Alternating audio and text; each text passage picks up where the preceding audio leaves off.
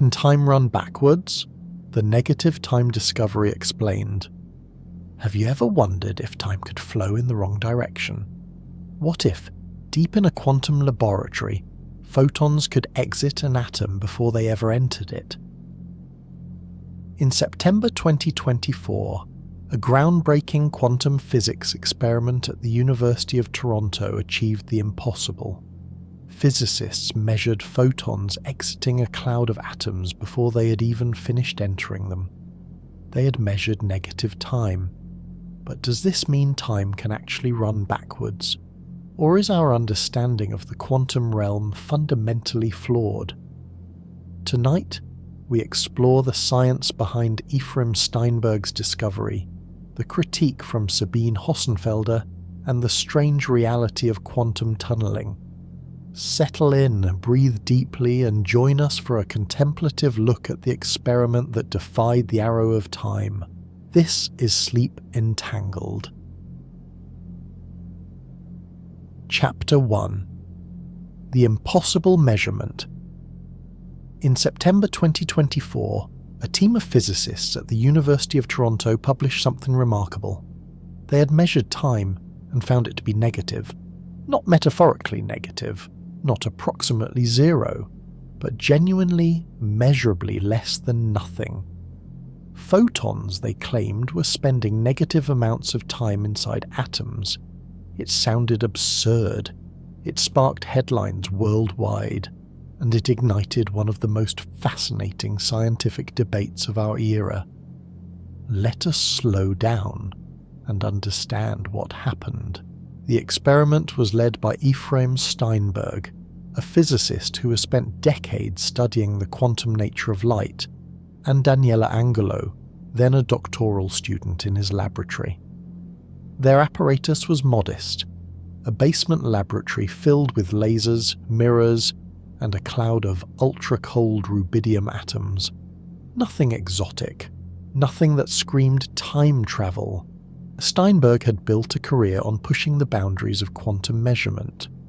In the early 2000s, he and his team were among the first to experimentally verify aspects of quantum weak measurements, a subtle technique that allows physicists to extract information from quantum systems without completely disturbing them. His laboratory at the University of Toronto had become known for precision optical experiments that probe the fundamental nature of quantum mechanics. Daniela Angulo came to Steinberg's group with a background in atomic physics and a gift for experimental precision. What they were investigating was a phenomenon physicists had discussed theoretically for over a century but never directly measured. What happens to the time an atom spends in an excited state when a photon passes through it? Imagine this. When light travels through a material, glass, water, even air, it slows down. This is why a straw appears bent in a glass of water. The light refracts, changes speed, takes a detour through the atoms. But here's the puzzle that had haunted physicists since the early days of quantum mechanics. How long does each photon actually spend interacting with each atom? Classical physics would tell you, it takes time. The photon gets absorbed by an electron in the atom. The electron jumps to a higher energy state, stays there briefly, then drops back down and re-emits the photon. During that brief moment, the atom is excited. Measure how long it stays excited and you've measured the interaction time. Simple, linear, sensible. But quantum mechanics is rarely simple, linear, or sensible. Steinberg and Angulo wanted to measure this precisely. They used a technique called weak measurement, a delicate quantum probe that can extract information without completely disturbing the system. Think of it like checking the temperature of a room by feeling it with your hand rather than thrusting a thermometer into a specific spot. You get an average, a sense, without localizing the measurement to a single point that would collapse the quantum state. They sent single photons through their cloud of ultra-cold rubidium-85 atoms. Not beams of light, but individual quanta, these smallest possible packets of electromagnetic energy. They tuned their laser to match the atomic resonance, the exact frequency where atoms most readily absorb and re-emit light. This is where quantum effects become most pronounced, where the boundary between classical and quantum behavior blurs. The rubidium atoms were cooled to just above absolute zero, trapped in a magneto-optical trap. At these extreme temperatures, and we're talking millionths of a degree above the coldest temperature possible in the universe, the atoms barely move. They float, suspended, in a quantum fog. And then they measured how long the atoms remained excited. The answer, when it came back from their instruments, was negative, not zero. Not a tiny positive number that might have been experimental noise. Negative. The atoms, on average, appeared to spend a negative amount of time in the excited state. Somewhere between negative 0.82 and positive 0.54 characteristic lifetimes, depending on the pulse width. The characteristic lifetime is the natural timescale of atomic excitation, typically 10 to 20 nanoseconds for rubidium. We're talking about durations on the order of billionths of a second, time intervals so brief that light itself, travelling at 300 million meters per second, covers only a few meters. But the sign mattered. The negative sign changed everything. To visualize this, Steinberg offered an analogy that became famous in the subsequent media coverage. Imagine cars entering a tunnel. You might measure the average entry time as noon. Some cars driving faster exit at 11:59 a.m., slightly before the average, which makes perfect sense. The faster cars get ahead. But what Steinberg and Angulo were seeing was the equivalent of carbon monoxide detectors at the tunnel exit showing readings with a minus sign in front of them, as if the cars had left traces of their presence before they'd fully arrived. As if, in some subtle accounting of causes and effects, the books balanced in a way that implied backwards causation. This wasn't a measurement error. The team spent over 2 years perfecting their apparatus. Every laser had to be calibrated with painstaking precision. The alignment of mirrors had to be exact to within micrometers. The timing of measurements had to be synchronized to nanosecond precision. They cross-checked their mathematics with theoretical physicists, including Howard Wiseman at Griffith University in Australia, whose theoretical work predicted exactly this result. The data held. Every trial, every configuration. The correlation between the negative group delay and the negative atomic excitation time was exactly as the theory predicted. Negative time. Perhaps the strangest part. This wasn't entirely unexpected. Physicists had known since the 1980s that something called the group delay, the time it takes for the peak of a light pulse to traverse a medium, could be negative under certain conditions. Light pulses travelling through specially prepared media could appear to exit before they entered, at least in terms of where the peak of the pulse showed up. But what was new, what made Steinberg's experiment revolutionary, was the connection they made. They showed that this negative group delay corresponded directly, exactly, to the time atoms spent excited. It wasn't just a mathematical abstraction about how waves interfere, it was a physical, measurable property of atomic excitation. Steinberg himself was careful with the language. In every interview he emphasized, "We don't want to say anything travelled backward in time. This wasn't time travel. This wasn't a violation of Einstein's relativity. No information was sent faster than light. The photons weren't actually reversing their journey through space-time." So what was it? The answer lies in understanding that quantum mechanics allows for something profoundly strange. The properties of particles are not fixed until they are measured. A photon doesn't have a definite path, a definite time of arrival, a definite anything until we ask the right question of it. And when we ask certain questions, like, how long did that atom stay excited? The answer can be negative because the quantum world trades in probabilities, not certainties. The measurement extracts a quantum average across many possible quantum paths, many possible histories, many possible interactions, and that average, calculated according to the rules of quantum mechanics, can yield a number less than 0. But not everyone was convinced that negative time was the right terminology. Sabine Hossenfelder, a prominent German theoretical physicist known for her clear, critical approach to science communication, called the terminology misleading. In a YouTube video that garnered over 250,000 views, she argued passionately, "The negative time in this experiment has nothing to do with the passage of time. It's just a way to describe how photons travel through a medium and how their phases shift." Still, to Hossenfelder this was phase interference, quantum superposition, wave mechanics, all well understood phenomena. Calling it negative time was, in her view, sensationalist. It invited misunderstanding. It suggested time travel, causality violation, paradoxes, none of which were actually happening in the experiment. Steinberg responded with measured calm. He didn't entirely disagree with Hossenfelder's physics. Yes, the phenomenon could be described as phase shifts. Yes, it was related to the interference of quantum amplitudes.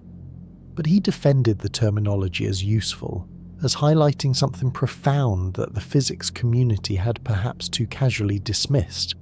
I'm now led to revisit this and say, those negative numbers appear to have more physical significance than we would previously have attributed to them, he told Physics World. In the past, he explained, when negative values appeared in quantum calculations, physicists often swept them under the rug. They were treated as mathematical artifacts, curiosities that didn't represent anything real. But Steinberg's experiment showed they correspond to real, measurable effects. The probe beam measuring atomic excitation yielded a genuine negative phase shift. The correlation with group delay was exact. These weren't artifacts, they were features, and so the debate began. Not about whether the experiment worked. The data was solid, the apparatus carefully validated, the theoretical predictions confirmed. The debate was about interpretation, about language, about what we mean when we say time in the quantum realm. On one side, physicists arguing for precision in language, for clarity that doesn't mislead the public into thinking the laws of physics have been violated. On the other, physicists arguing that provocative language sparks deeper inquiry, that negative time captures something essential about how strange quantum mechanics really is. Between them lies a question older than quantum mechanics itself. What is time really when you examine it at the smallest scales?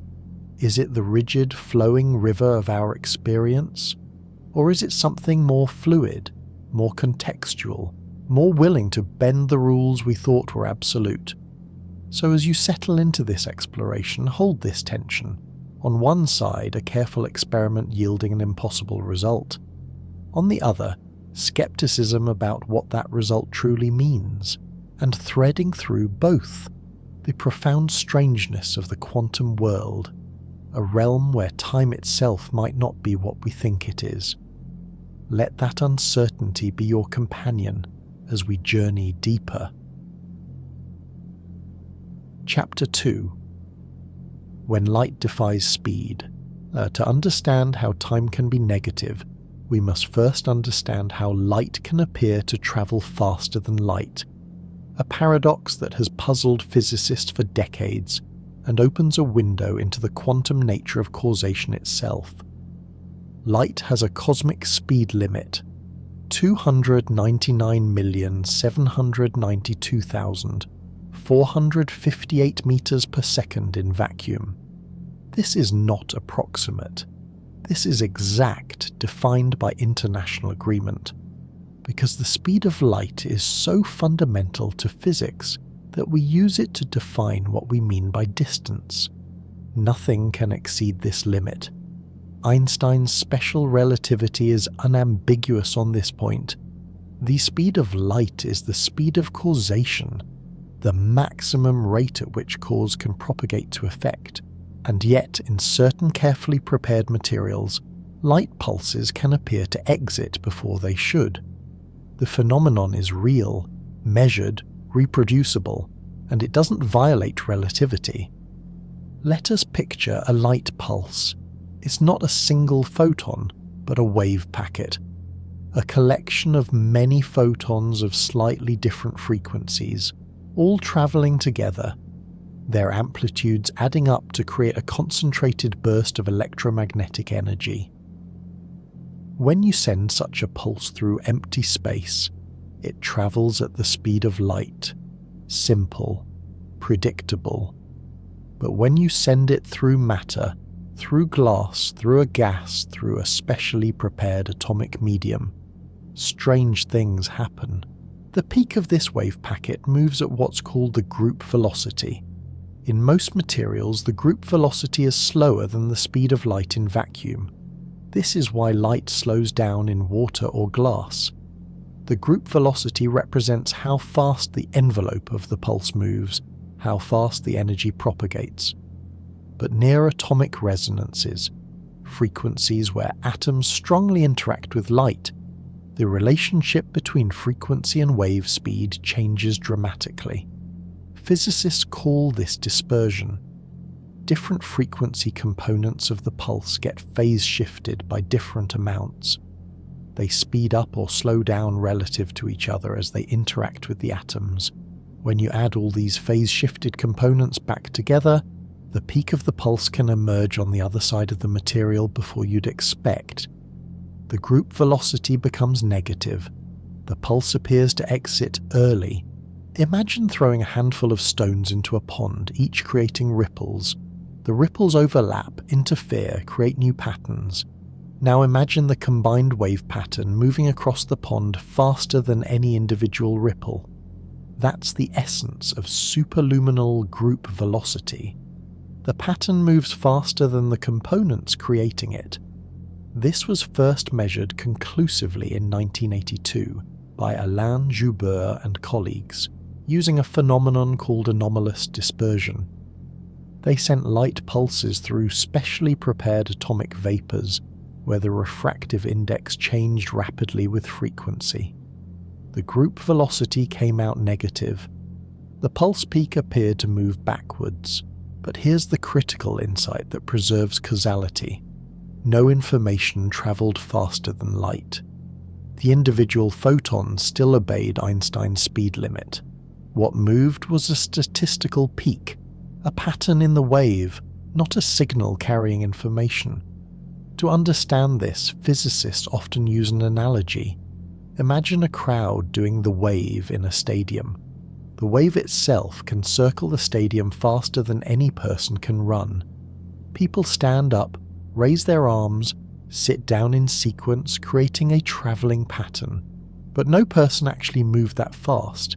It's the pattern that travels, not the particles. Similarly, in superluminal light propagation, it's the peak of the wave packet that moves fast, not the individual photons. If you try to encode information in the peak, say by modulating it in some way, that information would still be limited by the speed of light. The apparent superluminal motion can't be used to send signals, can't violate causality. In 2000, Lijun Wang and colleagues at the NEC Research Institute in Princeton took this to an extreme. They sent a light pulse through a chamber of specially prepared cesium atoms, atoms that had been put into a very particular quantum state using laser light.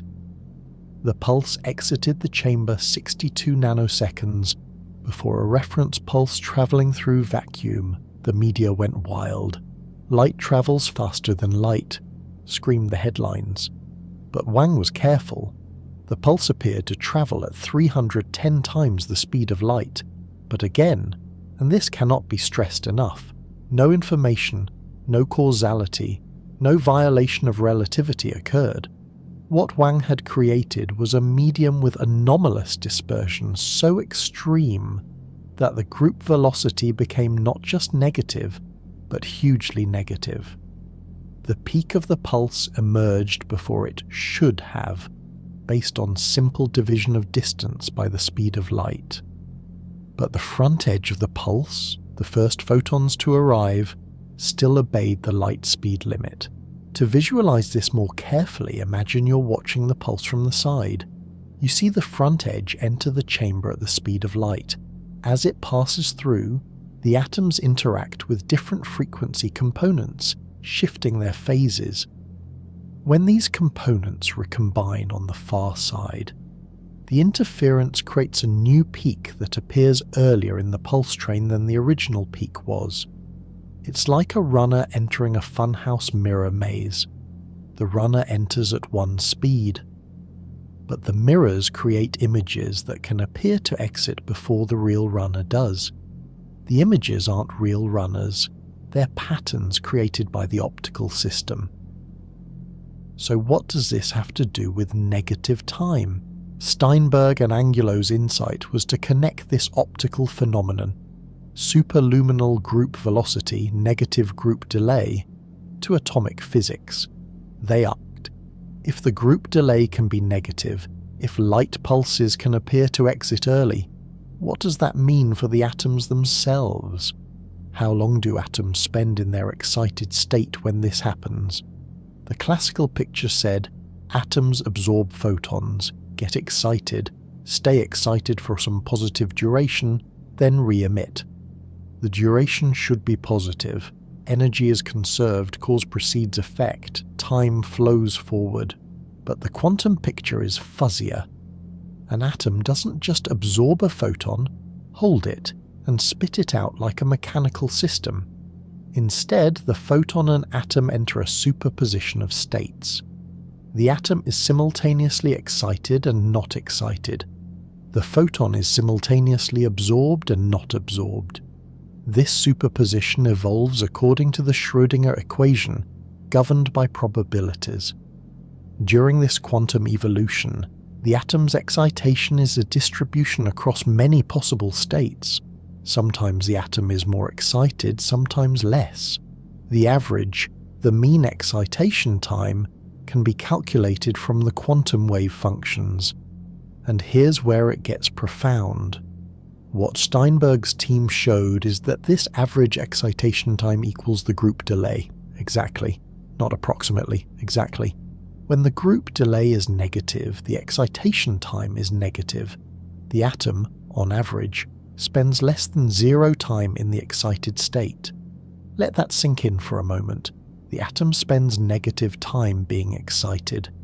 Josiah Sinclair, a former doctoral student in Steinberg's lab who co-authored earlier theoretical work predicting this, put it vividly. If you built a quantum clock to measure how much time atoms are spending in the excited state, the clock hand would, under certain circumstances, move backward rather than forward. This is not a literal clock, it's a thought experiment, but it captures the essence. The quantum description of the process includes backward-moving components, contributions from paths that loop back in time.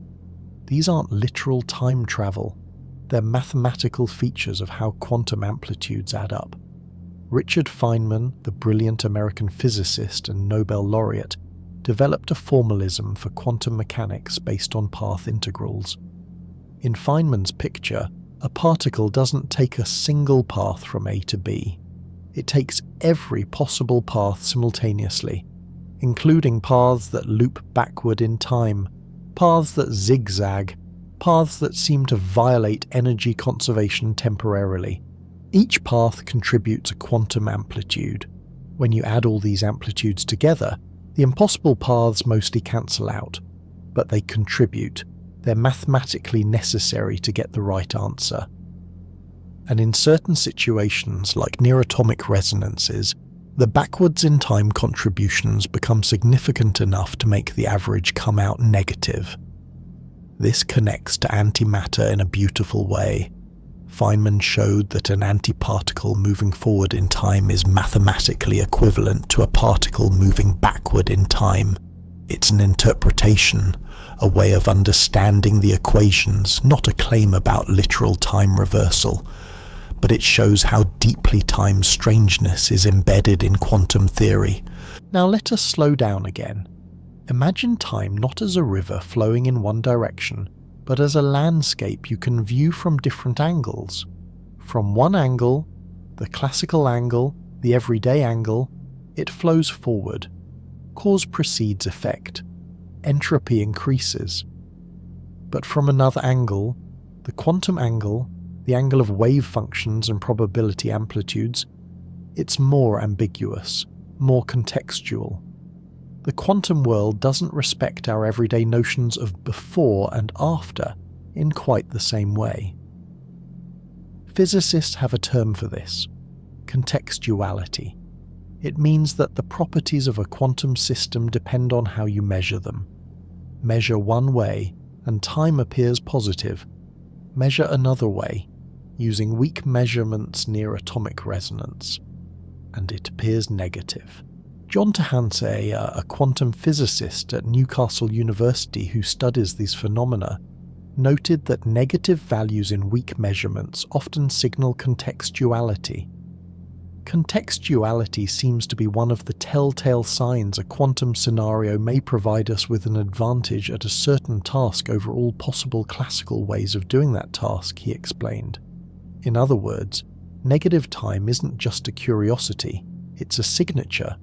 It tells us the system is behaving quantum mechanically, not classically. And quantum behavior is where advantages come from.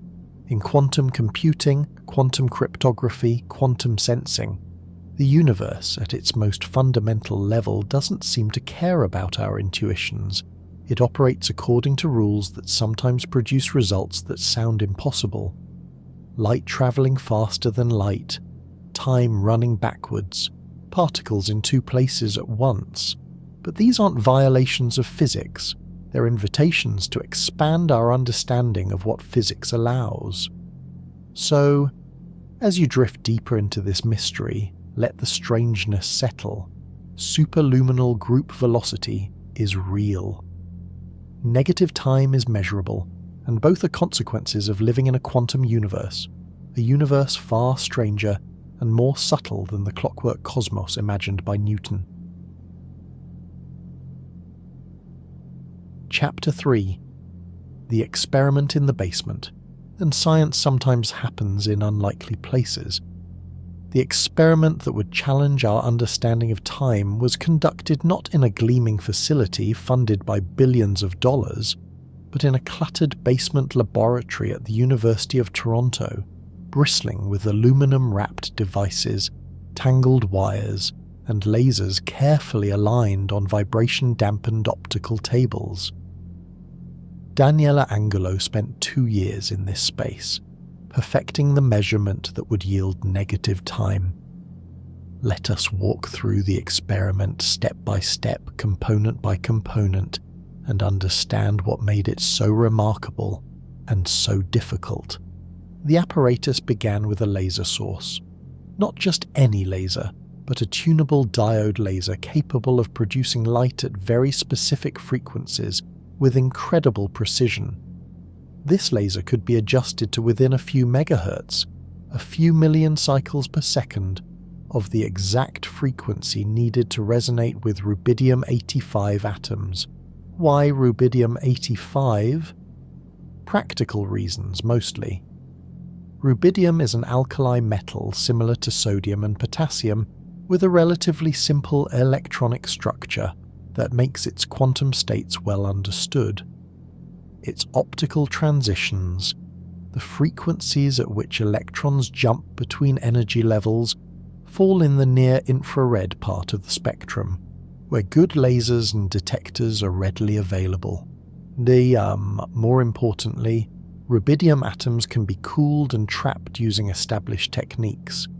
The team used a magneto-optical trap, a clever combination of laser beams and magnetic fields that acts like a cage made of a light. Atoms that try to escape are pushed back by the pressure of laser photons. Those that move too fast are slowed down by Doppler shifts that bring them into resonance with slowing beams.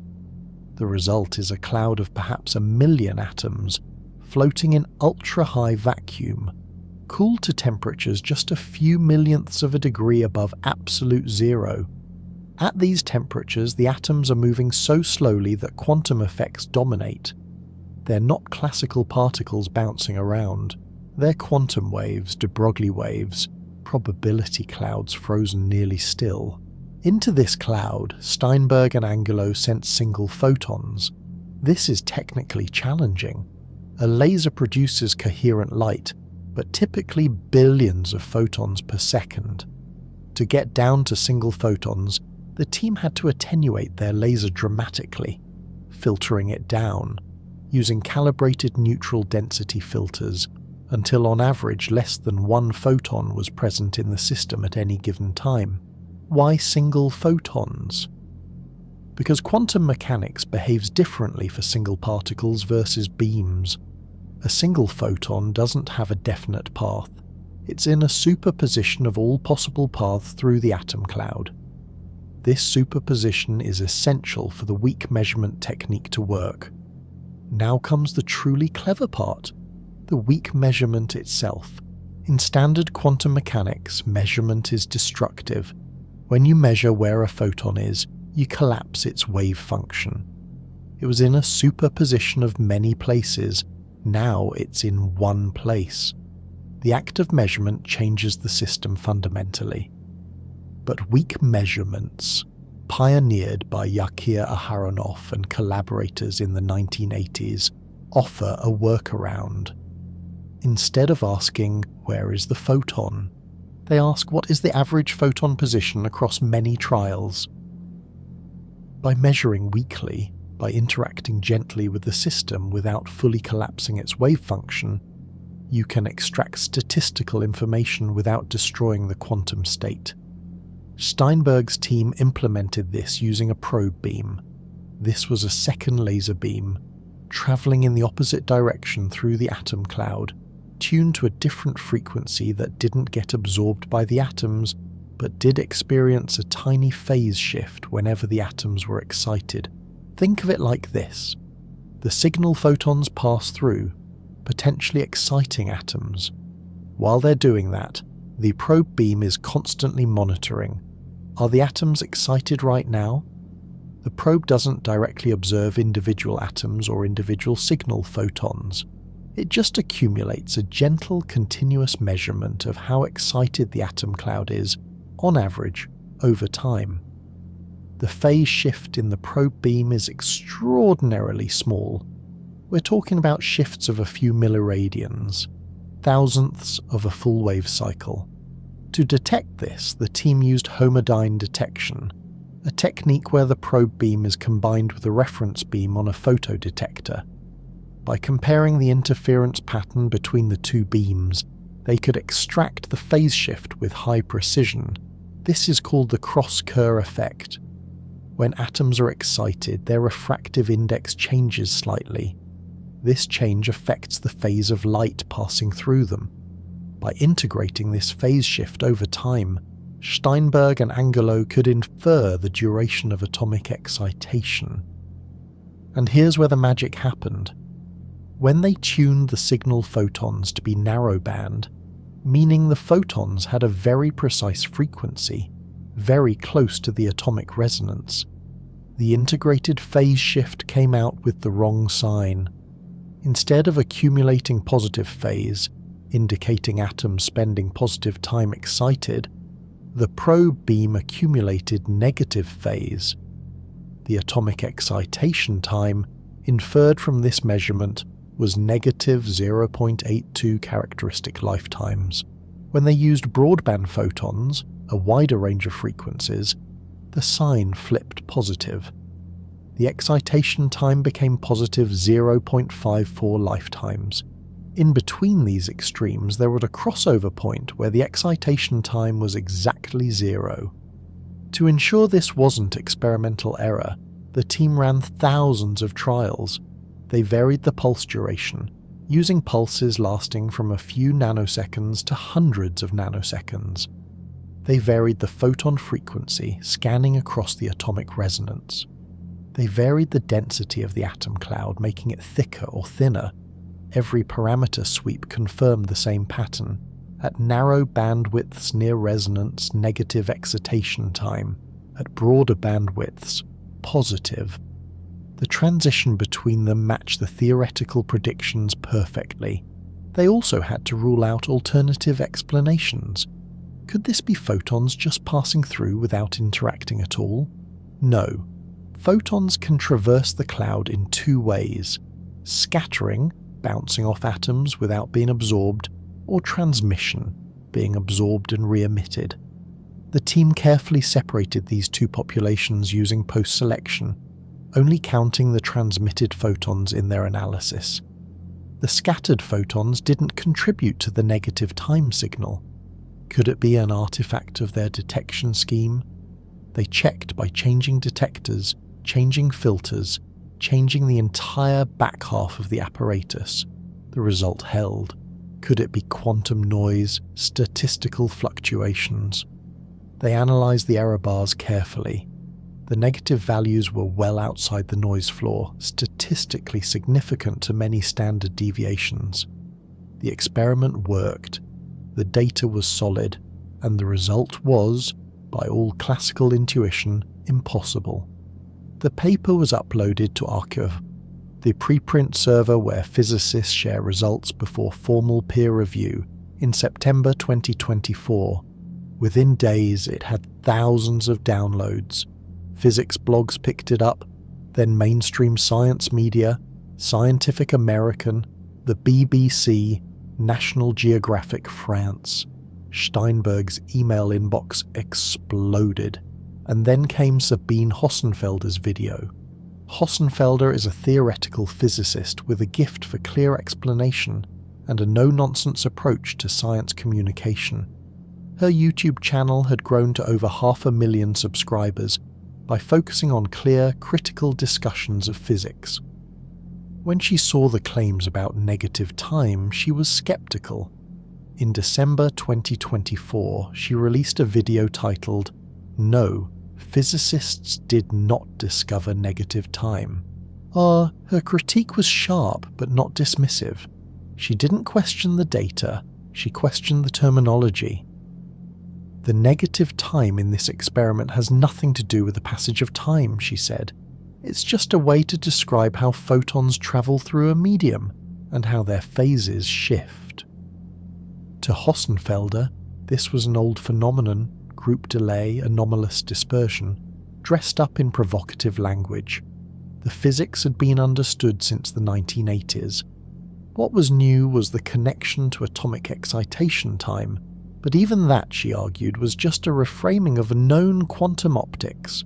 Calling it negative time invited the public to think time had flowed backwards, that causality had been violated, that something fundamentally new about the universe had been discovered. But in her view, this was misleading. It was phase interference, quantum superposition, standard stuff explained in non-standard language. Steinberg watched the video. He didn't get defensive. In interviews afterward, he acknowledged Hossenfelder's points. Sometimes the distinctions we make in science can be a bit subtle, he told the University of Toronto's media team. We regret when articles appear which make it seem as though we're either claiming credit for work others did many years ago, or suggesting that physics is broken. But he stood by the terminology. Those negative numbers appear to have more physical significance than we would previously have attributed to them. We need to take these negative quantities more seriously and think about what other physical effects they may govern. This is the heart of the disagreement, not about the physics, about the language we use to describe it, about where we draw the line between mathematical formalism and physical reality. In quantum mechanics, that line has never been clear. Is the wave function real? Are virtual particles real? Are parallel universes real? Physicists have argued about these questions for a century. Negative time is the latest entry in this long tradition, so as you rest here in this moment, picture that basement laboratory again. The dim light filtering through dusty windows, the hum of vacuum pumps and cooling systems, the faint smell of electronics and laser optics. Picture Daniela Angulo, hunched over a computer screen, watching data accumulate point by point. Picture the moment when the sign of the phase shift became undeniable, and picture the broader scientific community now grappling with what it means. Some saying negative time captures something essential, others saying it's misleading jargon. Both sides arguing in good faith, both trying to understand the same quantum reality from slightly different angles. This is how science works, not through sudden revelations that settle everything, but through careful experiments, vigorous debate, and the slow accumulation of understanding. The experiment stands, the debate continues, and somewhere between the data and the interpretation, the truth waits. Chapter 4. What time really is. Before we can understand how time can be negative, we must confront a deeper question that has haunted philosophers and physicists for millennia. What is time? This is not an easy question. In fact, it might be the hardest question in all of science. We all experience time. We feel it passing. We remember yesterday. We live in today. We anticipate tomorrow. Time seems as fundamental as space, as real as matter. And yet, when you try to define it precisely, when you try to pin down exactly what time is, the answer becomes slippery. Saint Augustine of Hippo, writing in the 4th century, captured this paradox beautifully. What then is time? If no one asks me, I know what it is. If I wish to explain it to him who asks, I do not know. Let us start with the most familiar version. The arrow of time. You remember yesterday, but not tomorrow. You see eggs break, but never unbreak. Smoke disperses into air, but never spontaneously gathers back into a cigarette. Milk mixes with coffee, but mixed coffee never unmixes into separate milk and coffee. There's a directionality to time, an asymmetry built into the fabric of the universe. This arrow seems fundamental, as basic as the 3 dimensions of space, but where does it come from? The answer lies in thermodynamics, the science of heat and energy. The second law of thermodynamics states that entropy, roughly speaking disorder, always increases in closed systems. Order becomes disorder, information becomes noise, complex structures break down into simpler ones. This is why we age, why machines wear out, why ice melts in warm water, but warm water doesn't spontaneously freeze into ice. The universe is moving from ordered states to disordered ones, and this movement defines the arrow of time. But here's the deep puzzle that troubled physicists for over a century. The fundamental laws of physics, Newton's laws of motion, Maxwell's equations of electromagnetism, Einstein's equations of general relativity, are time symmetric. If you filmed a planetary orbit and played it backwards, you couldn't tell which direction was forward in time. The equations work equally well in both directions. So where does the arrow come from if the laws themselves don't prefer one direction? The Austrian physicist Ludwig Boltzmann provided the answer in the late 19th century. The arrow of time is statistical. It emerges from probability. If you have a system with many particles, a gas, a liquid, a universe, there are vastly more disordered states than ordered ones. A broken egg has many more possible configurations than an intact one. Entropy increases not because of a law preventing it from decreasing, but because the odds are overwhelmingly in favor of disorder. Shuffle a deck of cards randomly and you'll almost never get them back in perfect order. Not because there's a law against it, but because there are trillions of times more shuffled arrangements than ordered ones. This is the thermodynamic arrow of time. It's why we experience time as flowing in one direction. It's statistical, emergent, not fundamental to the laws themselves. But there are other arrows. The psychological arrow is your subjective experience of time. You feel time passing. You have memories of the past but not the future. Your consciousness seems to move through time like a passenger on a train, always facing forward, watching the landscape of moments unfold. Interestingly, this psychological arrow aligns with the thermodynamic arrow. Your brain is a physical system governed by entropy. Memories form because of entropy increasing processes in neurons. The reason you remember the past and not the future is deeply connected to the second law of thermodynamics. Then there's the cosmological arrow, the expansion of the universe. Time flows in the direction the universe expands. We live in an expanding cosmos, where galaxies are receding from each other, where the space between everything grows larger. This expansion provides another arrow, another way to define forward in time. Why does the expansion point in the same direction as entropy increase? We don't fully know. Perhaps it's connected to the initial low entropy state of the Big Bang. The universe started in an extremely ordered state and has been becoming more disordered ever since. And then quantum mechanics arrived and complicated everything. In quantum theory, time is treated differently than in classical physics. It's a parameter, not an observable. You can measure a particle's position, its momentum, its energy. But you can't measure time the same way. Time is the backdrop against which quantum events unfold. It's external to the system, woven into the fabric of the equations, but not itself subject to quantum uncertainty. Or is it? Niels Bohr, one of the founders of quantum mechanics, suggested that time and energy are complementary variables linked by Heisenberg's uncertainty principle. If you measure energy very precisely, you lose precision in when the measurement happened. This is why quantum processes have inherent time-energy uncertainty. A particle in an excited state doesn't decay at a precise moment. There's a spread, a fuzziness in the timing. This time-energy uncertainty becomes important when we think about atomic excitation.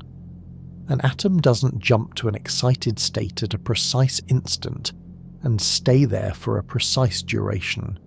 Instead, there's a probability distribution. The atom might be excited for a shorter time or a longer time, with some characteristic average.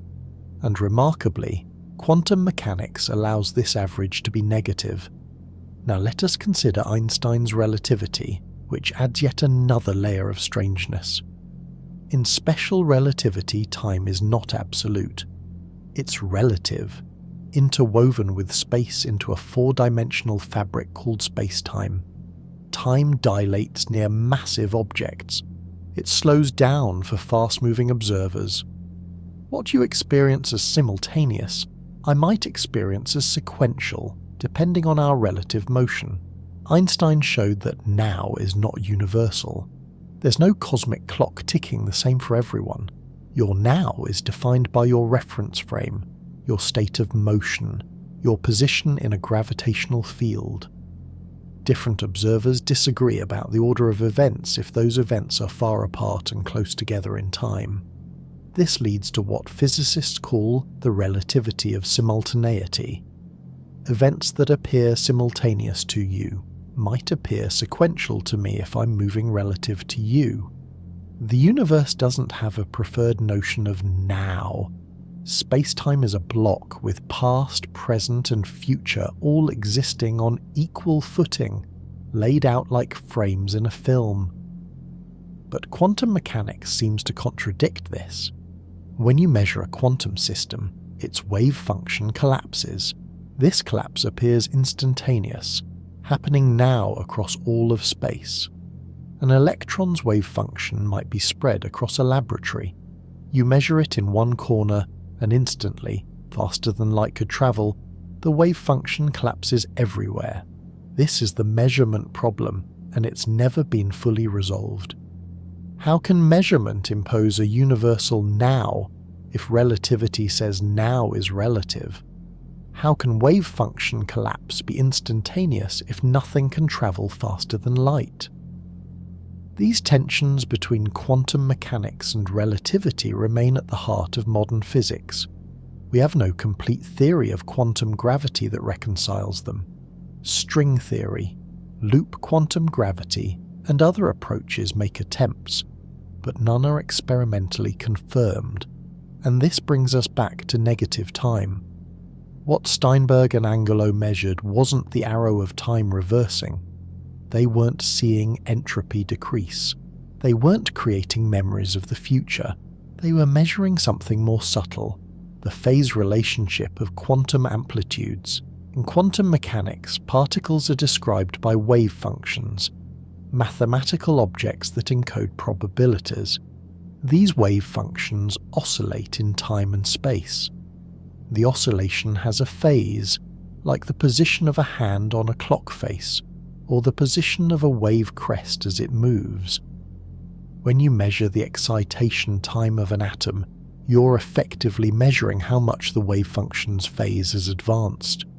Normally, this phase advancement corresponds to positive time, the hand of the clock moving forward, but near atomic resonances where quantum interference is strong, the phases can shift in unexpected ways.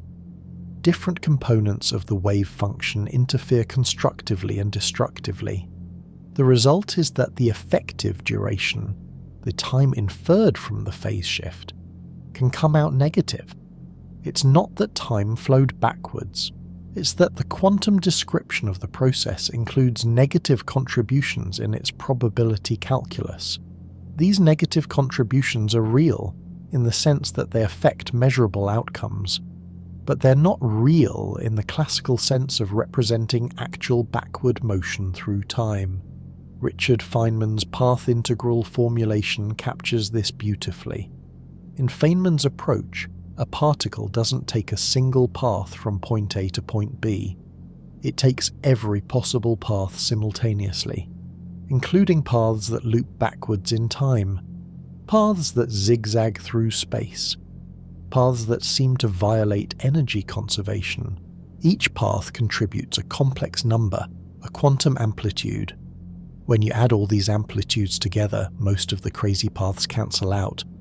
What remains are the paths we observe classically, but the backwards in time paths don't fully cancel. They contribute. They're mathematically necessary. Feynman showed that an antiparticle moving forward in time can be described mathematically as a particle moving backward in time. It's an interpretation, not literal time travel. But it reveals how deeply time's strangeness is embedded in quantum theory. Now let us slow down once more. Imagine time not as a river flowing steadily in one direction, but as a landscape you can view from many perspectives. From the classical perspective, from our everyday experience, it flows forward. Cause precedes effect. Entropy increases. The arrow points one way. But from the quantum perspective, things are more ambiguous, more probabilistic, more willing to include contributions from paths that seem to violate our classical intuitions. The quantum world doesn't respect before and after in quite the same way we do. Perhaps the most radical idea is that time might not be fundamental at all. Carlo Rovelli, an Italian physicist working on quantum gravity, has proposed that time is emergent, not a basic feature of reality, but something that arises from our limited perspective. At the deepest level, Rovelli suggests, the universe might be timeless. What we experience as time emerges from the way we interact with quantum systems, from our macroscopic vantage point in a sea of microscopic uncertainty. If Ravelli is right, asking what is time is like asking what is temperature for a single atom. Temperature is a statistical property of many atoms jiggling. It doesn't exist for one atom alone.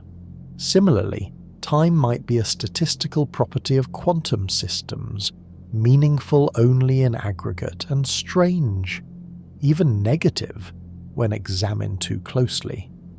So as you drift into contemplation, hold this question lightly. Time, that most familiar of experiences, remains among our deepest mysteries.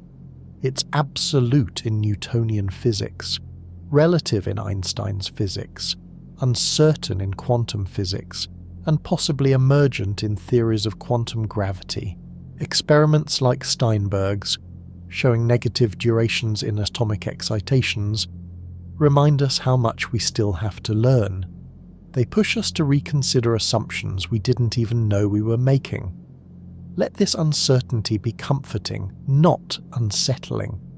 The universe is more subtle, more intricate, more willing to surprise us than we ever imagined, and that is beautiful. If you're still with me in this late-night exploration, you're part of something rare. Curious minds willing to drift through the deepest mysteries of time and quantum reality.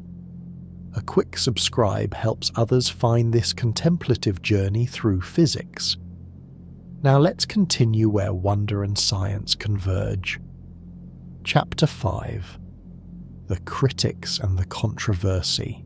A science thrives on skepticism. It requires it. Without critical voices questioning bold claims, without rigorous debate-testing interpretations, science would calcify into dogma, and when Steinberg's team announced their measurement of negative time, skepticism arrived swiftly and forcefully. The most prominent voice was Sabine Hossenfelder, a theoretical physicist at the Frankfurt Institute for Advanced Studies in Germany. Hossenfelder is known for two things: her deep understanding of quantum physics and her willingness to call out hype, oversimplification, and misleading science communication. Her YouTube channel, where she explains scientific concepts to a general audience with refreshing clarity and occasional sarcasm, had become highly influential. And in December 2024, she released a video that challenged the entire premise of negative time. The negative time in this experiment has nothing to do with the passage of time, Hossenfelder said bluntly in her characteristic German-accented English. It's just a way to describe how photons travel through a medium and how their phases shift. Her criticism was precise and technical. She argued that calling it negative time was misleading, perhaps even sensationalist. The experiment, she maintained, was measuring group delay, a well-understood optical phenomenon known since the 1980s. The fact that this delay can be negative has been in textbooks for decades. Physicists like Raymond Chiao, Alain Joubert, and others had published papers on superluminal group velocities and negative delays years ago. What was new was the connection to atomic excitation time. That, Hossenfelder acknowledged, was a contribution. But the underlying physics, she argued, was quantum interference and phase shifts, standard quantum optics, not a revolutionary discovery about the nature of time. This is a phase shift, she emphasized, her tone leaving no room for ambiguity. It's quantum interference, it's not time running backwards. Hossenfelder's video garnered over 250,000 views within weeks, the comment section filled with debates. Many physicists agreed with her. The term negative time, they felt, invited misunderstanding. It suggested time travel, causality violation, paradoxes, none of which were actually happening in the Toronto laboratory. Others defended Steinberg. The terminology might be provocative, they argued, but it highlights something important. Quantum measurements can yield values that classical physics forbids. Negative time isn't sensationalism, its precision. Naming something precisely what the mathematics says it is. Steinberg himself responded to the criticism in several interviews, always with measured calm and scientific humility. He didn't dismiss Hossenfelder's points. He didn't claim she was wrong about the physics. Sometimes the distinctions we make in science can be a bit subtle, and it is difficult to maintain precision while also being accessible, he told his university's media team. We regret when articles appear which make it seem as though we're either claiming credit for work others did many years ago or suggesting that physics is broken. But he stood by his choice of terminology. Those negative numbers appear to have more physical significance than we would previously have attributed to them, he told Physics World. We need to take these negative quantities more seriously and think about what other physical effects they may govern and what that means. This is the crux of the disagreement. Not about the experimental data. Nobody questioned that. The measurements were solid, the apparatus carefully validated, the correlation between group delay and excitation time exactly as predicted by theory. The debate was about interpretation, about language, about where we draw the line between mathematical formalism and physical reality. Let us examine this more carefully, because it touches on fundamental questions about what science is and how it works. Classical physics operates with positive definite quantities. Durations are positive, masses are positive. Speeds have magnitude and direction, but the magnitude is positive. Negative value appear in mathematics. Negative acceleration, negative energy in certain reference frames. But they usually signal that you need to rethink your coordinates or your definitions. Quantum mechanics is different. It routinely produces complex numbers, negative probabilities, in certain advanced formalisms, and values that don't correspond neatly to classical observables.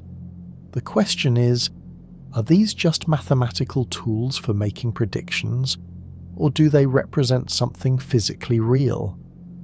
This is not a new question. It goes back to the founding debates of quantum mechanics in the 1920s. Niels Bohr took an instrumentalist view.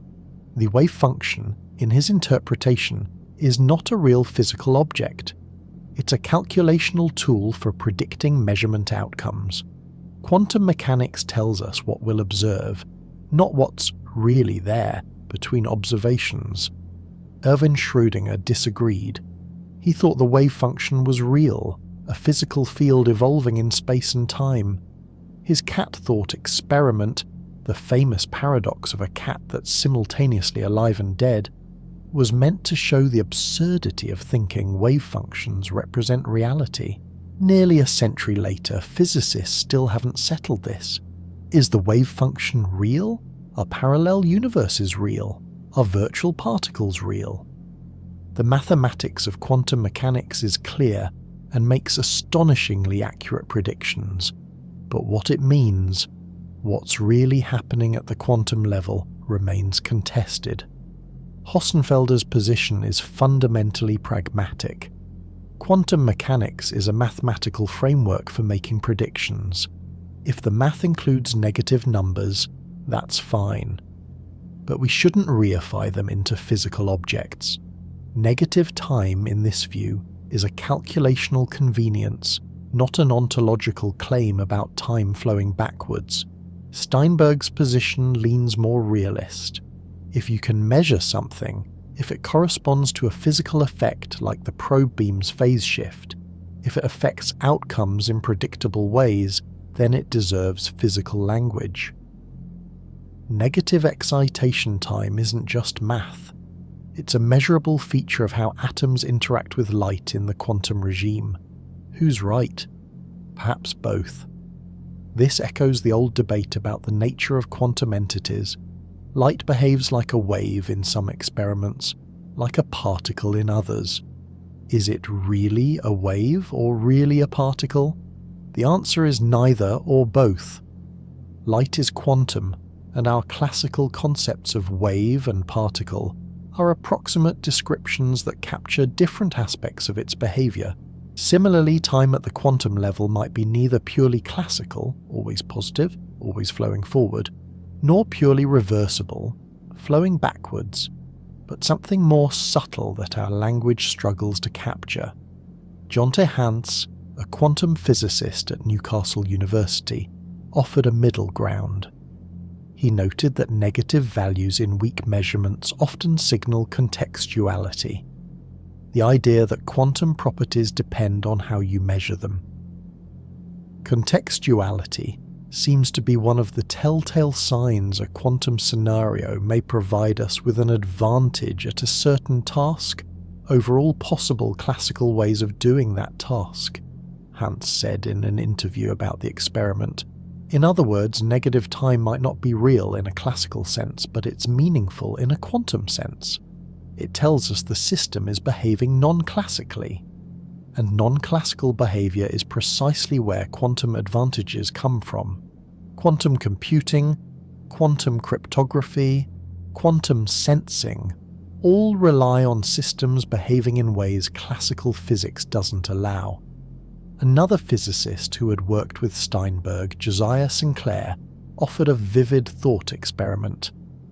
A negative time delay may seem paradoxical, but what it means is that if you built a quantum clock to measure how much time atoms are spending in the excited state, the clock hand would, under certain circumstances, move backward rather than forward. This isn't a literal device you can build. It's a conceptual tool for understanding what the mathematics implies, but it captures something essential. The quantum description includes backward-moving temporal components, contributions from paths that loop back in time. Average them together with the forward-moving components, and you can get a negative result. Critics also raised a practical concern that Steinberg himself acknowledged. Does any of this matter for anything? I'll be honest. I don't currently have a path from what we've been looking at toward applications, Steinberg told Physics World. We're going to keep thinking about it, but I don't want to get people's hopes up. This is refreshingly honest in a field often plagued by overhype. The experiment doesn't promise quantum computers or time machines. It's pure curiosity-driven research, aimed at understanding the quantum world more deeply, more accurately. But history has shown that deep understanding often precedes application by decades. Quantum mechanics was considered abstract and useless when first developed in the 1920s. What could it possibly be good for? Skeptics asked. Now it powers transistors, lasers, MRI machines, atomic clocks, and emerging quantum technologies. Who knows what understanding negative time might enable decades from now? Perhaps better quantum sensors, perhaps new methods for quantum information processing, perhaps insights into quantum gravity, or perhaps nothing practical at all, just a deeper appreciation of how strange the universe really is. The controversy also highlighted a perennial tension in science communication. How do you describe cutting-edge research without misleading the public? How do you balance accessibility with accuracy? How do you spark interest without inviting misunderstanding? Steinberg's team chose a bold term, negative time, to capture attention. It worked. The paper attracted global media coverage, but it also attracted criticism for being sensational. Would a more cautious title have been better? Measurement of negative group delay in atomic excitation times, instead of evidence for negative temporal durations in quantum systems. Maybe that would have avoided controversy. But it also might have buried the result in technical obscurity, read only by a handful of specialists. Science communication requires balancing acts. You want to convey the genuine strangeness of discoveries without distorting their meaning. You want to excite people about science without making false promises. You want to be precise without being impenetrable. Steinberg walked this line. Some felt he stayed on the right side. Others felt he stepped over. The debate reflects broader questions about how science should interface with the public, how researchers should talk about their work, what responsibilities come with making bold claims. So as you rest here in this moment of controversy and debate, consider the balance. Science is both a technical enterprise, conducted in the language of mathematics and careful measurement, and a human endeavour, narrated in the language of stories and interpretations. Both languages matter. Both shape how we understand the world, and sometimes they clash, creating friction that ultimately helps both sides sharpen their thinking. The experiment stands, the measurements are solid, the debate enriches our understanding, and somewhere between the mathematics and the metaphors, between the equations and the everyday language, the truth about time's quantum nature continues to reveal itself, one careful measurement at a time. Let the controversy be instructive rather than unsettling.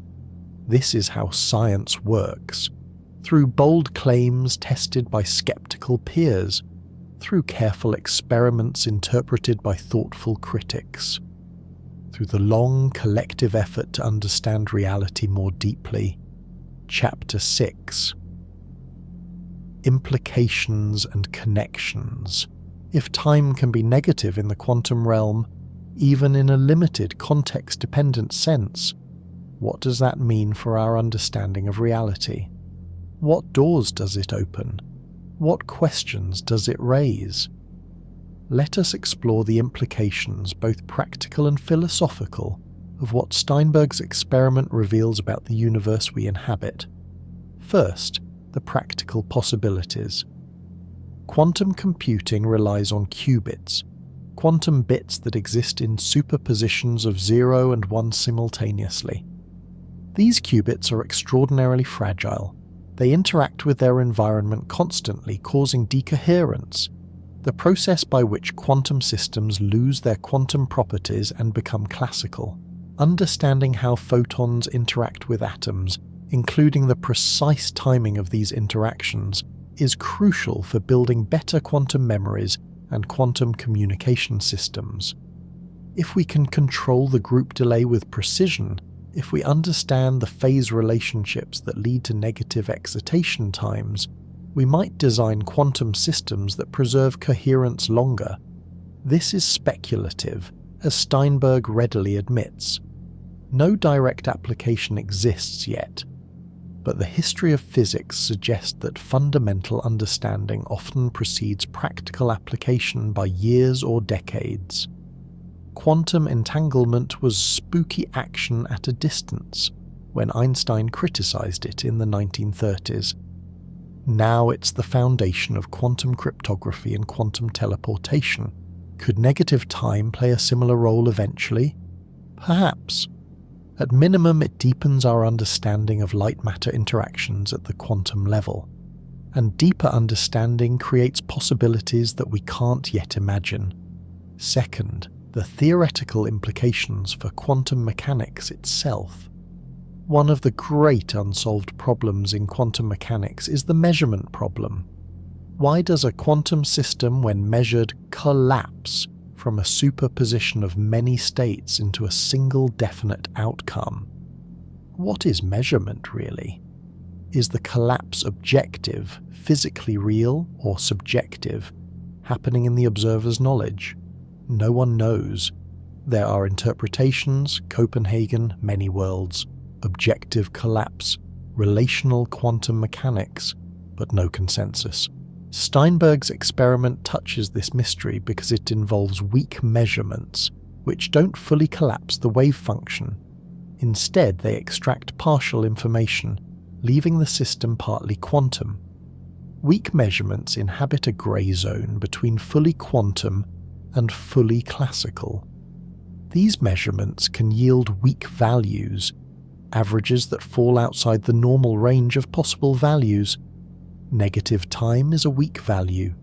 The average excitation time calculated through weak measurement, can be negative, even though any individual strong measurement would yield a positive result. Some physicists interpret weak values as revealing pre-existing properties of quantum systems. Others see them as artifacts of the measurement process, mathematical constructs without direct physical meaning. The debate mirrors the larger debate about quantum ontology, what's really there versus what we observe. Third, connections to retrocausality, the idea that future events can influence past ones.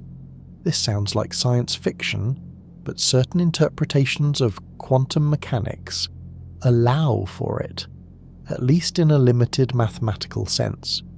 The transactional interpretation proposed by John Cramer in the 1980s describes quantum processes as a handshake between offer waves travelling forward in time and confirmation waves travelling backward. These waves are mathematical constructs, not literal entities, but they predict the same experimental outcomes as standard quantum mechanics, while making retrocausality explicit in the formalism. Does Steinberg's experiment support retrocausality? Not directly. The negative time observed is confined to atomic excitation, not macroscopic causation, but it shows that the quantum world doesn't respect our everyday notions of temporal order as strictly as we might think. Photons and atoms become entangled, exchange energy through quantum superposition, and the bookkeeping can result in negative durations. This hints that causation at the quantum level is more subtle, more bidirectional, more willing to include backwards in time components than classical causation allows. Fourth, the philosophical implications for the nature of becoming. Philosophers distinguish between two theories of time, the A theory and the B theory. The A theory says the present is objectively real and special. The past is gone, fixed, unchangeable. The future doesn't exist yet. Time flows. We move through it. There's an objective now that advances moment by moment. The B theory says past, present, and future all exist equally in a four-dimensional block of space-time. The flow of time is an illusion created by our consciousness. What we call now is just our particular location in the space-time block. No more privileged than here is a special location in space. Einstein's relativity leans toward the B theory. There's no universal now. Different observers moving at different speeds disagree about what events are simultaneous. The universe, from a relativistic perspective, is a timeless block where past, present, and future coexist. But quantum mechanics complicates this picture. Measurement seems to impose a moment of change, a now, where the wave function collapses and something definite happens. This suggests time flows, that there's something special about the present moment. Negative time adds another wrinkle. If quantum interactions can include negative temporal durations, if phase relationships can imply backwards causation in limited contexts, then maybe time is neither purely flowing, A theory, nor purely static, B theory. Maybe time is contextual. Maybe it depends on how you measure it, what quantum system you're examining, what scale you're probing. At macroscopic scales, the A theory feels right. Time flows. At relativistic scales, the B theory works better. Space-time is a block.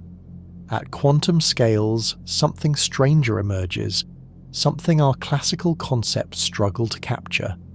Carlo Rovelli, in his profound book The Order of Time, argues that time is not fundamental. At the Planck scale, the smallest possible scale of distance and time where quantum gravity effects become important, time might not exist at all in any meaningful sense. What we experience as time, Rovelli suggests, emerges from our interactions with quantum systems, from our thermodynamic gradient, from the particular macroscopic perspective we occupy in a fundamentally timeless quantum universe. Steinberg's experiment doesn't prove Rovelli's hypothesis, but it aligns with the idea that time, when examined closely enough, behaves strangely and might not be as fundamental as we assume. Fifth, speculative connections to consciousness. This is admittedly a leap, but worth contemplating. Roger Penrose and Stuart Hameroff have proposed that consciousness involves quantum processes in microtubules inside neurons. This theory, called orchestrated objective reduction, ORC, is controversial and lacks definitive experimental support, but it's based on a provocative idea that consciousness requires non-computable quantum effects, processes that classical computers can't simulate, physics beyond standard neuroscience. If time behaves strangely at the quantum level, if it can be negative, contextual, entangled with measurement, then perhaps consciousness, which seems to exist in a perpetual now, is intimately connected to quantum time. Your sense of time passing, your memory of the past, your anticipation of the future, these might not be passive observations of an objective timeline. They might be active quantum processes, your brain creating and navigating temporal experience through quantum coherence in neural structures. This is deeply speculative. Steinberg would likely caution against such leaps. His experiment is about photons and atoms in a laboratory, not neurons and consciousness in brains. The connection is tenuous at best. But science advances by making connections, by asking what if. The wildest speculations sometimes lead to genuine insights, and the idea that consciousness and quantum time might be linked is at least worth pondering as you drift towards sleep. Now, let us slow down once more. Imagine yourself not as a passive observer of time, but as a participant in its creation. Your neurons fire in rhythms, alpha waves, theta waves, delta waves. Your synapses release neurotransmitters. Your consciousness emerges from the orchestrated dance of billions of quantum processes. Could some of those processes include negative temporal components? Could your brain, in constructing your experience of the present moment, be summing over quantum paths that include backwards in time contributions? We don't know. We probably can't know with current technology, but the possibility is tantalizing. What we do know is this: the universe at the quantum level is far stranger than our everyday experience suggests. Time can be negative. Particles can be in two places at once. Measuring one particle can instantly affect another light years away. These aren't violations of physics. They're invitations to expand our understanding of what physics allows, what reality permits, what existence means at its most fundamental level. So as you rest here, let these implications wash over you gently. Quantum computing might benefit from understanding negative time. The measurement problem might be illuminated by weak measurements. Retrocausality might be more than mathematical formalism. Time might not be fundamental. Consciousness might be quantum, or none of these might be true. The connections might be illusions, artifacts of our pattern-seeking minds trying to link disparate phenomena. But the act of asking, the effort to connect, the willingness to entertain wild possibilities while remaining grounded in evidence, this is the spirit of science at its best, and it's beautiful. Chapter 7.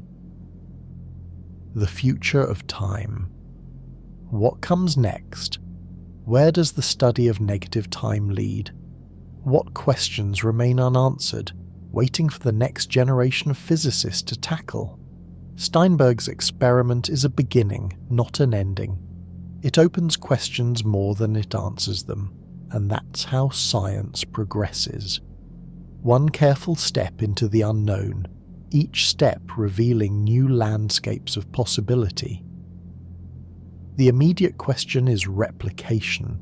Science requires independent verification. Other laboratories around the world will attempt to reproduce Steinberg and Angulo's results using different experimental setups, different atomic systems, different measurement techniques. They'll test whether negative excitation times appear with other elements, perhaps cesium or sodium or calcium. They'll vary the resonance conditions, the pulse widths, the temperatures. They'll use different weak measurement schemes, different probe configurations. If the results hold across these variations, if multiple independent teams confirm the phenomenon, then negative time will enter the established canon of quantum mechanics.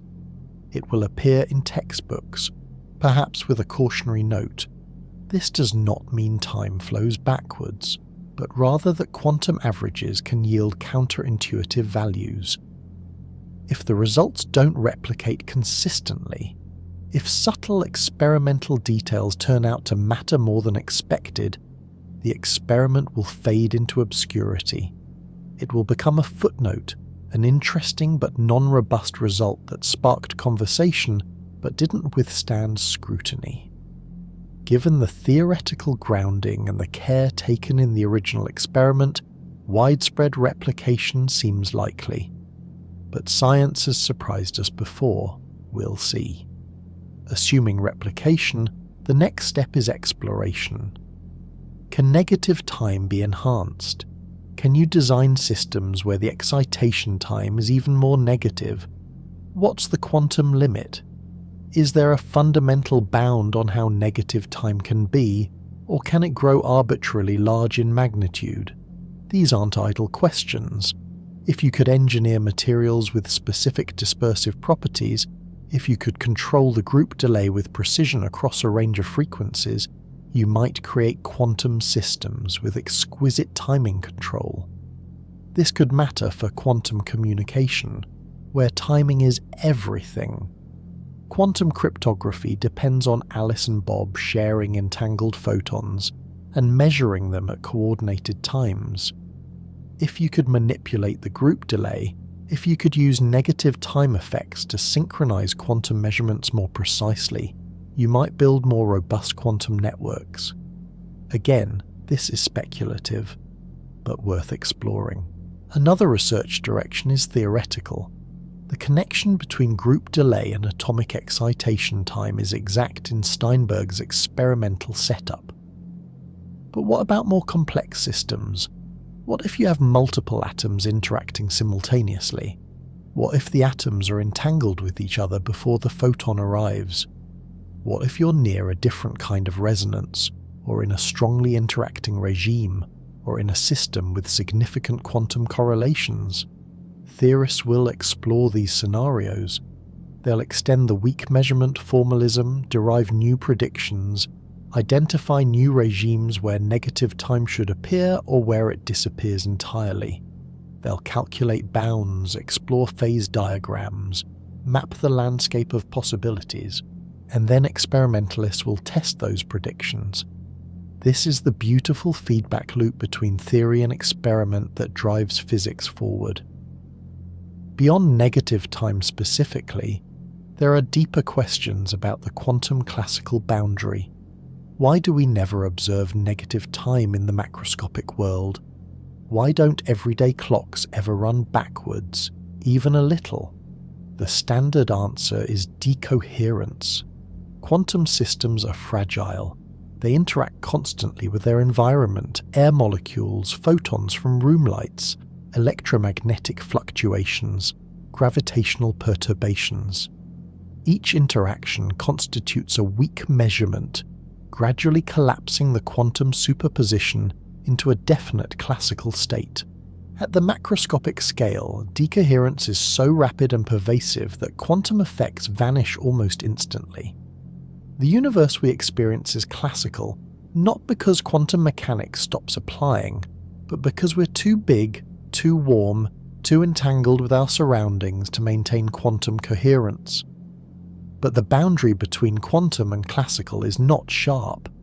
There's a grey zone where quantum effects linger, where systems are large enough to be nearly macroscopic, but isolated enough to show quantum behavior. Superconductors exhibit this. So do superfluids, Bose-Einstein condensates, quantum dots, and carefully prepared molecular systems. Understanding where quantum strangeness fades into classical normality is one of the great challenges in contemporary physics. Negative time is a probe of this boundary. It shows that even time itself, that most fundamental aspect of our macroscopic experience, is quantum at small enough scales. The question is, how far can you push the scale before the quantum effects disappear? Could you measure negative time in a mesoscopic system? Something with 1 million atoms instead of 1? 1 billion? At what point does decoherence destroy the effect? This is experimentally answerable and likely will be explored in coming years. Then there's the question of gravity. Einstein's general relativity and quantum mechanics are both fantastically successful theories, but they're incompatible. Relativity treats space-time as smooth, continuous, curved by matter and energy. Quantum mechanics treats particles and fields as discrete, probabilistic, subject to uncertainty. Reconciling them, building a theory of quantum gravity, has eluded physicists for nearly a century.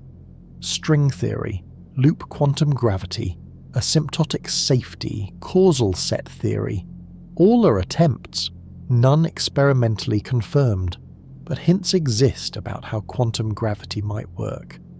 In several approaches, time itself becomes quantum. In loop quantum gravity, space-time is quantized. Time comes in discrete chunks, like pixels on a screen, though at the Planck scale, 10 to the power of minus 43 seconds, incomprehensibly smaller than anything we can measure directly. In some approaches to string theory, time is woven into extra dimensions. What we experience as time might be a projection of a higher dimensional reality, a shadow on a lower dimensional wall.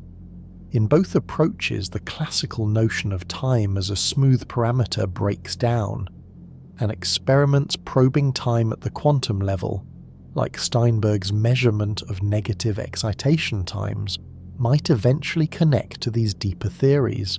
Perhaps, one day, we'll look back and see that negative time was the first experimental hint that time is quantized, or that it's emergent, or that it doesn't exist at the fundamental level at all, but arises from quantum entanglement, or thermodynamics, or the particular way observers interact with quantum fields. This is wildly speculative. We're far from a theory of quantum gravity, but science advances by following clues, even faint ones, and negative time is a clue. Now let us slow down once more. Imagine the future of this research. Imagine laboratories around the world, each with their own apparatus, their own clouds of ultra-cold atoms, their own precision lasers. Imagine graduate students like Daniela Angulo spending years perfecting measurements that seem impossible. Imagine late nights in basements, data slowly accumulating, understanding gradually deepening. Imagine physicists debating at conferences, arguing over terminology, refining their models, testing new predictions. Imagine philosophers weighing in, asking what negative time means for our concepts of causation, agency, free will. Imagine, eventually, applications emerging. Perhaps quantum clocks so precise they measure time to attoseconds, billionths of a second, using controlled negative time effects to cancel systematic errors. Perhaps quantum communication networks where manipulating group delay enables new forms of synchronization, new protocols for distributing entanglement. Perhaps quantum computers where understanding the timing of excitation processes helps preserve coherence, reduces errors, enables longer calculations. Or imagine none of that. Imagine negative time remains a curiosity, a beautiful example of quantum strangeness studied by specialists, appreciated by those who love the oddities of nature, but never finding practical use. Either way, it's a gift, a reminder that the universe doesn't owe us intuition, a reminder that beneath the familiar surface of clocks ticking and moments passing, there's a quantum substrate of astonishing subtlety. Aephraim Steinberg, reflecting on his 2-year journey to measure the impossible, said something profound. We need to take these negative quantities more seriously and think about what other physical effects they may govern and what that means. That's the spirit of science at its best. Not to declare we've solved it and move on, but to say this is strange, let's explore further. To remain curious, to stay humble, to follow the evidence wherever it leads, even if it leads to conclusions that sound absurd. The future of time, both as a concept and as a measurable quantity, remains open. Negative time has been measured once, carefully, precisely. It will be measured again in different contexts by different people.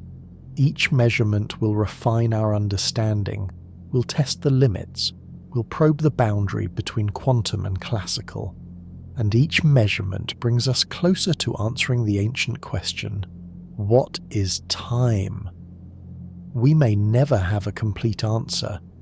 Time might be too fundamental, too woven into the fabric of existence, to be fully reduced to simpler concepts.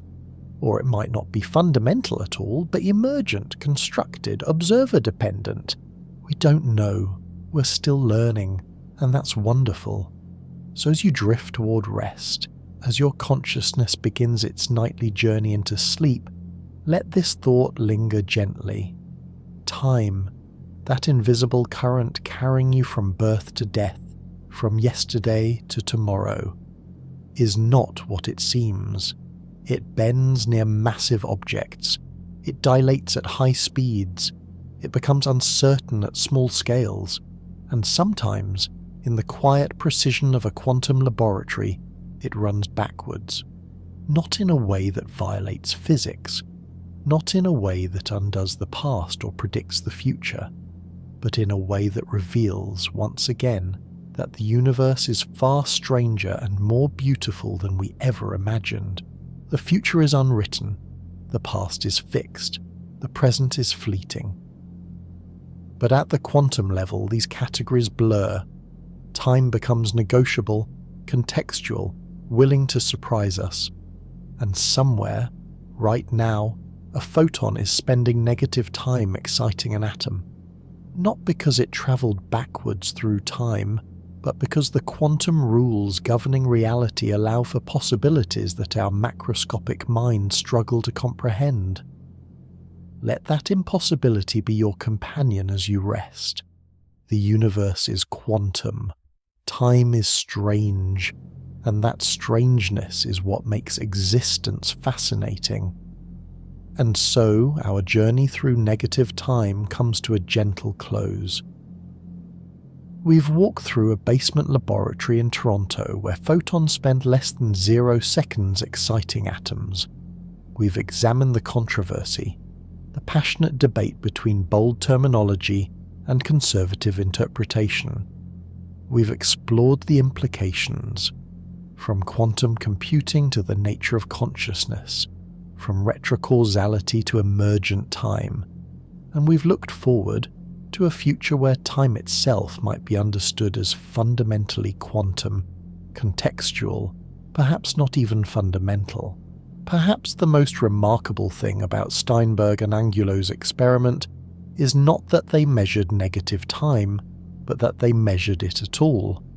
That with lasers, mirrors, and ultra-cold atoms, humans can probe the fabric of time itself down to nanoseconds and negative signs.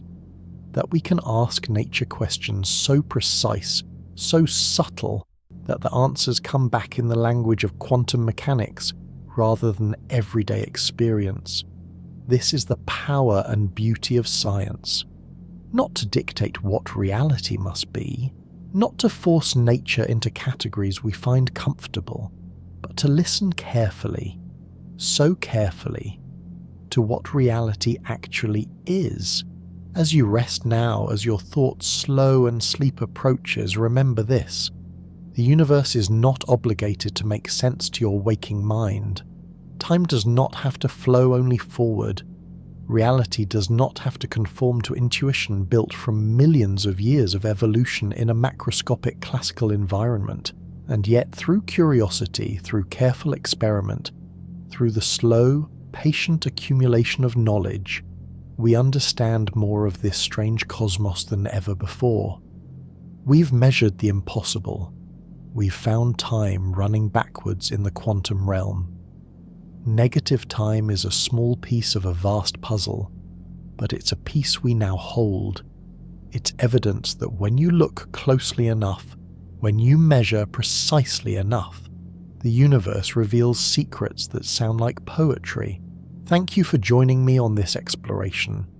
If these contemplative journeys through physics speak to something in you, if you find wonder in the strange and beauty in the equations, subscribe to Sleep Entangled. Let curiosity and calm guide your nights.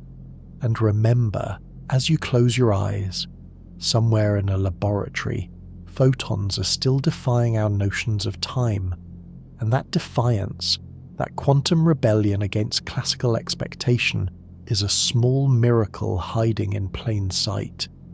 This is Sleep Entangled, where wonder and science meet in the quiet of the night. Rest well and dream of impossible things